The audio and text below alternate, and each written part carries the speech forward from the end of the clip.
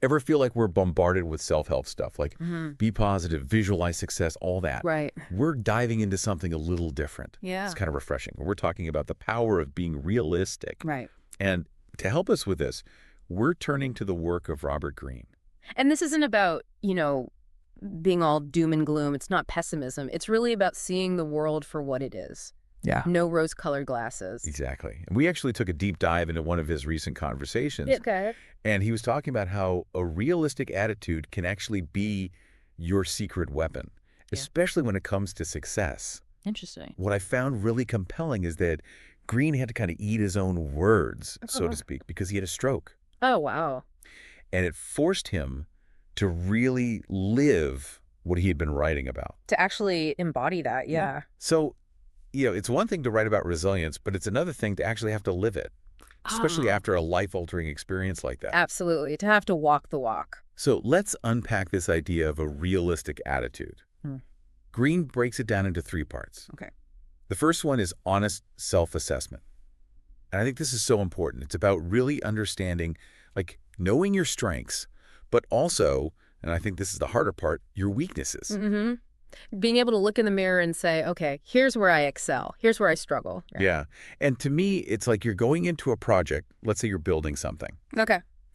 If you don't have all the right tools, if you don't know what you have and what you're working with, you're kind of setting yourself up for failure before you even begin. It's like know your limitations. Yeah. And I think it's something in our culture especially, there's so much pressure to focus on the positive and to kind of like downplay anything that we're not good at. Yeah, it's true. We don't like to admit our weaknesses, but they're part of what makes us human. Yeah. And they could be a source of growth if we allow them to be. Yeah. That's the first part. Okay. Now, the second part of a realistic attitude is all about understanding other people, but not just on a surface level. It's about, Greene talks about it as seeing through people's facades, understanding their motivations. Like what makes people tick? Yeah. Because we all kind of put on a show. We have our social media persona. We have maybe the face that we show at work. Right. But underneath it all, I mean, everyone is driven by certain things. Yeah. Everyone has insecurities. Everyone has their own motivations. Absolutely. And Greene would say it's not about being cynical. It's not about being distrusting, but it's more about observing and understanding that often people's actions are driven by things that are beneath the surface. And that's not always bad, but I think it's helpful to have that awareness. Absolutely. So we've talked about being honest with ourselves and then also being more discerning, I guess, about others. Okay. So that's 2. What about that third part of this realistic attitude? Well, this one's a big one, and I think it's especially relevant now. It's really seeing the world as it is, not as we wish it to be. I feel like that's so hard these days. Oh, tell me about it. Because we're bombarded with images, with social media, with everybody sort of putting their best foot forward. It's easy to get caught up in that. Totally. We're constantly comparing ourselves. It's like this highlight reel that's constantly playing. Exactly. And so if your reality doesn't match up to this like perfect curated version of reality, it can be easy to feel like you're not enough or like you're failing in some way. Yeah. It's like we're building a house on a foundation of sand. It's eventually going to crumble. And I think Greene's point is that it's not about ignoring the difficult things or pretending that everything's perfect. Yeah. It's about being grounded in reality. Yeah. Because if we can see things for what they are, it allows us to make better decisions. To give you a more solid foundation to work with. Exactly. So I'm just going to recap those 3 parts of a realistic attitude again, because I think they're so important. Know yourself, your strengths, and your weaknesses. Yeah. Decipher others. Try to understand what is motivating them. What are the things that are driving their behavior? And then finally, that third one, accept the world as it is, not how you wish it to be. It's about being a realist, which is not always easy. No, but I think it's a powerful approach to life. I think so, too. Especially when we look at what Greene went through with the stroke. I mean, talk about a reality check. Yeah, that's actually something we're going to dive into in the next part, because his experience with the stroke really forced him to confront some of these things on a very deep level. And it brought some pretty amazing insights, too. It's interesting when you think about it. It's easy to say, appreciate the little things. But Greene really brings this to life. After his stroke, he was talking about, like, he couldn't believe he ever took walking for granted or swimming, things that we do every day, and we don't really think twice about them. Right. Like, we don't realize how much we rely on them until they're gone. Exactly. And it wasn't just about like, oh, I appreciate these things now. It was like he had to confront a lot of his own, I guess you could say, weaknesses, Absolutely. which I found really interesting. I mean, this is someone who's written extensively about, power strategy. And here he is having to relearn basic tasks, having Yeah. to ask for help. Talk about humbling, right? Yeah. Especially for someone who I imagine, probably prided himself on being very like self-sufficient and capable. But he says it was a gift in a way because it forced him to face parts of himself that maybe he would have continued to avoid. Oh, that's interesting. So to kind of let go of this idea of like total self-reliance. Right, which I think honestly so many of us struggle with. Like we feel like we have to do it all. We have to be strong. Yeah, it's hard to admit that we need help sometimes. And Green's experience kind of shows that there's actually real strength in being able to do that and being able to say, okay, I can't do this alone. It opens you up to learning new things. It opens you up to connecting with other people in a deeper way. Yeah. And, it also, I think, allows us to be a little bit more forgiving. And that's something else that Green talks about a lot. Oh, interesting. Forgiveness. Yeah.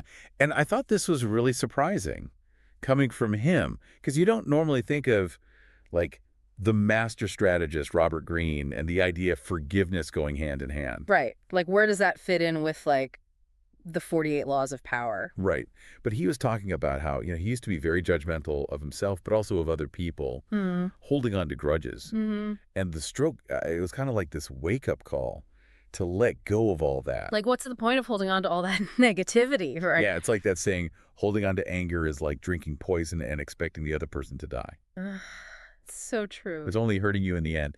And Green actually tells this great story about these two Buddhist monks. Oh, I love a good story. Yeah. What is it? So they're traveling together, and they come to this river they have to cross. Okay. And there's this woman standing there, and she needs help getting Well, across. I'm picturing this. Okay, go on. So one of the monks, without hesitation, Yeah. he just picks her up and carries her across the river. Okay. So they get to the other side, and they continue on their journey.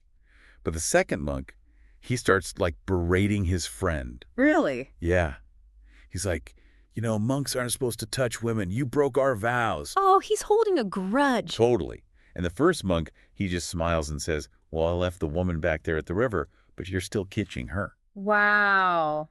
That's powerful. And I think it's such a good metaphor for what we do when we hold on to resentment or anger towards someone. Like, we're the ones who are still carrying that weight. Yeah. It's a burden, isn't it? It is. And Green realized that he was doing that in his own life. He was carrying all these grudges. Mm. And the stroke, it was like this opportunity to just kind of put it all down. Yeah, to travel light. Exactly. And it makes you wonder, like, how much lighter would all of us feel? How much more free would we be if we could do that?